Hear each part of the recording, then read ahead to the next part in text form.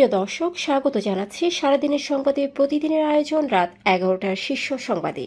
সারা বিশ্বের গুরুত্বপূর্ণ সব সংবাদের শিরোনাম জেনে নিন শুরুতেই।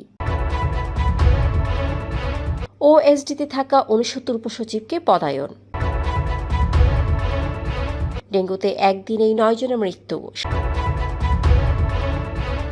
সরকারের অনেক উপদেষ্টা নিজেদের আখের গুছিয়ে সেফ এক্সিটের কথা ভাবছেন বললেন নাহিদ ইসলাম। জাতীয় নির্বাচনের আগে গণভোট চায় জামায়াত। অন্যদিকে রুমিন ফারহানা বলেছেন, জরিপে জামায়াতের ভোট বাড়লেও নির্বাচনে জয়ী হবে বিএনপি। ইসরায়েলের বিরুদ্ধে বিক্ষোভে উত্তাল ইউরোপ, যুক্তরাজ্যে আটক 442। অন্যদিকে নেতানিয়াহু যে কোনো সময় গাজার যুদ্ধবিরতির প্রচেষ্টা রুখে দিতে পারে বলছে তুরস্ক। রপ্তানি কমল টানা 2 মাস। অন্যদিকে সেপ্টেম্বরে তৈরি পোশাক রপ্তানি আয় কমল প্রায় 6%। পাক প্রতিরক্ষা মন্ত্রীর হুমকি, যুদ্ধ বিমানের ধ্বংসস্তূপের নিচে ভারতকে কবর দেওয়া হবে। ভারতে কাশির সিরাপ খেয়ে 11 শিশু মৃত্যু, ডাক্তার গ্রেপ্তার। অন্যদিকে নেপাল দার্জিলিংয়ে ভূমিধস ও আকস্মিক বন্যায় 64 জনের প্রাণহানি। প্রাথমিক শিক্ষকদের বেতন বিশ্ববিদ্যালয়ের সমান হওয়া উচিত বললেন ইউজিসি চেয়ারম্যান। 61% ইহুদি মনে করেন ইসরায়েল যুদ্ধাপরাধ ও গণহত্যার জন্য দায়ী। শুনছিলেন সংবাদ শিরোনাম, এবারে বিস্তারিত। ফ্যাশন ব্র্যান্ড মানে আর্ট। সরকার ওএসডি হিসেবে থাকা 69 জন উপসচিবকে বিভিন্ন মন্ত্রণালয় ও বিভাগে বদলি ও পদায়ন করেছে। রোববার জনপ্রশাসন মন্ত্রণালয়ের সিনিয়র সহকারী সচিব জেতি প্রু স্বাক্ষরিত প্রজ্ঞাপনে জানানো হয়, জনস্বার্থে জারিকৃত এ আদেশ অবিলম্বে কার্যকর হবে। ডেঙ্গুতে মৃত্যুর হার বাড়ছে। সেপ্টেম্বরে দেশে সর্বোচ্চ মৃত্যু ও সংক্রমণ হয়েছিল। বিশেষজ্ঞরা তখনই সতর্ক করেছিলেন, অক্টোবর থেকে নভেম্বরের পরিস্থিতি আরও নাজুক হতে পারে। তাদের আশঙ্কা সত্যি করে চলতি মাসের শুরুতেই ডেঙ্গুর প্রকোপ বেড়েছে। সর্বশেষ 24 ঘণ্টায় সকাল 8টা থেকে রোববার সকাল 8টা পর্যন্ত 9 জনের মৃত্যু হয়েছে। এবছর একদিনে এটি সর্বোচ্চ। একই সংখ্যক মৃত্যু হয়েছিল গত 21 সেপ্টেম্বরও। জনস্বাস্থ্যবিদ অধ্যাপক বেনজির আহমেদ বলেন, সরকার নিষ্ক্রিয় দর্শক হয়ে ডেঙ্গু পরিস্থিতি দেখছে।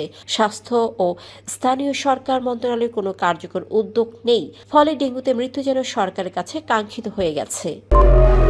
জাতীয় নাগরিক পার্টি আহ্বায়ক নাহিদ ইসলাম অভিযোগ করেছেন, সরকারের অনেক উপদেষ্টা নিজেদের আখের গুছিয়ে সেফ এক্সিটের চিন্তা করছেন। সম্প্রতি এক টেলিভিশন সাক্ষাৎকারে তিনি বলেন, উপদেষ্টা পরিষদের অনেককে বিশ্বাস করা বড় ভুল ছিল।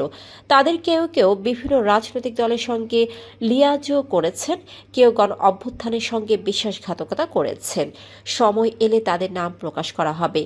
তিনি আরও বলেন, উপদেষ্টাদের উপর অতিরিক্ত ভরসা করে প্রতারিত হতে হয়েছে। ছাত্র নেতৃত্বকে শক্তিশালী করা উচিত ছিল এবং নাগরিক সমাজ বা রাজনৈতিক দলের উপরে রাখা আস্থা ভুল প্রমাণিত হয়েছে। বাংলাদেশ জামায়াতে ইসলামী জাতীয় জুলাই সনদ বাস্তবায়নে আইনি ভিত্তির জন্য নির্বাচনের আগে গণভোটের দাবি জানিয়েছে। দলটির সহকারী সেক্রেটারি জেনারেল হামিদুর রহমান আজাদ বলেন, এই বিষয়ে বিএনপি সহ সব রাজনৈতিক দল একমত হলেও জামায়াত চায় গণভোট নির্বাচনের আগেই হোক। রোববার রাজধানীর বেলি রোডে ফরেন সার্ভিস একাডেমিতে জাতীয় ঐকমত্য কমিশনের আলোচনায় অংশ নিয়ে সাংবাদিকদের এসব জানান তিনি। অন্যদিকে বিএনপি সহ আন্তর্জাতিক বিষয়ক উপদেষ্টা রুমিন ফারহানা এক টকশোতে বলেন, জরিপে জামায়াতের ভোট বাড়লেও আসন্ন সংসদ নির্বাচনে বিএনপি বিপুল ব্যবধানে জয়ী হবে। তিনি বলেন, নির্বাচনের আগে সবাই নিজেদের মতো করে কথা বলবে, তবে বিভিন্ন জরিপে বিএনপি স্পষ্টভাবে এগিয়ে আছে। আসন সংখ্যা নিয়ে এখনই মন্তব্য করার সময় নয়। গাজা ইসরায়েলে গণহত্যা ও গ্লোবাল সমুদ্র ফ্লোটিলা আটকানোর প্রতিবাদে ইউরোপ জুড়ে বিক্ষোভ ছড়িয়ে পড়েছে। যুক্তরাজ্য, ইতালি, পর্তুগাল ও স্পেনের বিভিন্ন শহরে লাখো মানুষ বিক্ষোভে অংশ নেয়। শনিবার লন্ডনের বিক্ষোভে পুলিশের সঙ্গে সংঘর্ষে কমপক্ষে 442 জনকে গ্রেপ্তার করা হয়। এর আগে ম্যানচেস্টারে ইহুদি উপাসনালয়ে হামলায় 2 জন নিহত হওয়ায় যুক্তরাজ্যের সব ধরনের জমায়েত নিষিদ্ধ ছিল, কিন্তু নিষেধাজ্ঞা উপেক্ষা করে লন্ডনের নিষিদ্ধ সংগঠন প্যালেস্টাইন অ্যাকশন বিক্ষোভের আয়োজন করে। এদিকে তুরস্কের পররাষ্ট্রমন্ত্রী হাকান ফিদান সতর্ক করে বলেছেন, ইসরায়েলের প্রধানমন্ত্রী বেনিয়ামিন নেতানিয়াহু যে কোনো সময় গাজা যুদ্ধ বন্ধে চলমান কূটনৈতিক প্রচেষ্টা বানচাল করতে পারেন। তিনি বলেন, ইসরায়েলি মন্ত্রিসভার সাম্প্রতিক আচরণ শান্তি উদ্যোগের বড় বাধা হয়ে দাঁড়াচ্ছে এবং নেতানিয়াহুর সরকার যুদ্ধবিরতির পথে বিপদ ডেকে আনতে পারে। চলতি অর্থবছরের তৃতীয় মাস সেপ্টেম্বরে পণ্য রপ্তানি আগের বছরের একই সময়ের তুলনায় 5.66% কমেছে। এ মাসে রপ্তানি আয় হয়েছে $362.75 কোটি, যা গত বছরের সেপ্টেম্বরে ছিল $380 কোটি বেশি। অর্থাৎ আয় কমেছে প্রায় $17 কোটিরও বেশি। রপ্তানি উন্নয়ন ব্যুরোর হালনাগাদ প্রতিবেদনে জানানো হয়, দ্বিতীয় মাসে 3% হ্রাসের পর সেপ্টেম্বরে রপ্তানি আরও কমেছে। মোট আয় নেমে এসেছে $363 কোটি। পাকিস্তানের প্রতিরক্ষা মন্ত্রী খাজা আসিফ ভারতের শীর্ষ নিরাপত্তা মহলের বক্তব্যের কড়া প্রতিক্রিয়া জানিয়ে সতর্ক করে বলেছেন, ভারত যদি আবারও যুদ্ধ চাপিয়ে দেয় তাহলে তাদের যেসব যুদ্ধবিমান ধ্বংস করা হয়েছে সেগুলোর ধ্বংসস্তূপের নিচে ভারতকে কবর দেওয়া হবে ইনশাআল্লাহ। রোববার ভোরে সামাজিক মাধ্যমে দেওয়া পোস্টে তিনি ভারতের সামরিক ও রাজনৈতিক নেতাদের সাম্প্রতিক মন্তব্যকে তাদের হারানো বিশ্বাসযোগ্যতা পুনরুদ্ধারের ব্যর্থ প্রচেষ্টা আখ্যায়িত করেন এবং উল্লেখ করেন যে শীর্ষ মহলের চাপেই তারা এমন মন্তব্য করছে। সংবাদ মাধ্যম জিও নিউজের ভিডিও প্রতিবেদনে এ তথ্য দেখা যায়। ভারতে কাশি সিরাপ পানি অন্তত 11 শিশু মৃত্যুর ঘটনায় মধ্যপ্রদেশের পারাশিয়ার শিশুরোগ বিশেষজ্ঞ প্রবীণ সোনিকে গ্রেপ্তার করেছে পুলিশ।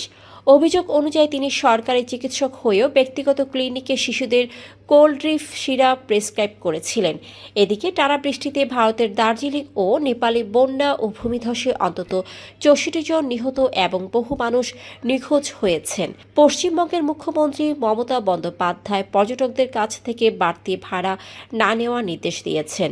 শনিবার রাত থেকে টানা 12 ঘণ্টা বৃষ্টিতে মিরিক ও সুখিয়া পোখারিতে ভূমিধস হয়, যেখানে 7 জন ও 9 জনের মৃতদেহ উদ্ধার করা হয়েছে।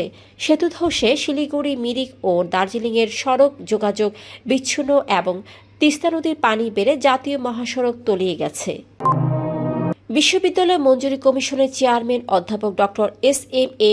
ফায়েজ বলেছেন, মেধাবীদের প্রাথমিক বিদ্যালয়ে শিক্ষক করতে প্রাথমিক শিক্ষকদের বেতন বিশ্ববিদ্যালয় শিক্ষকদের সমান করা উচিত।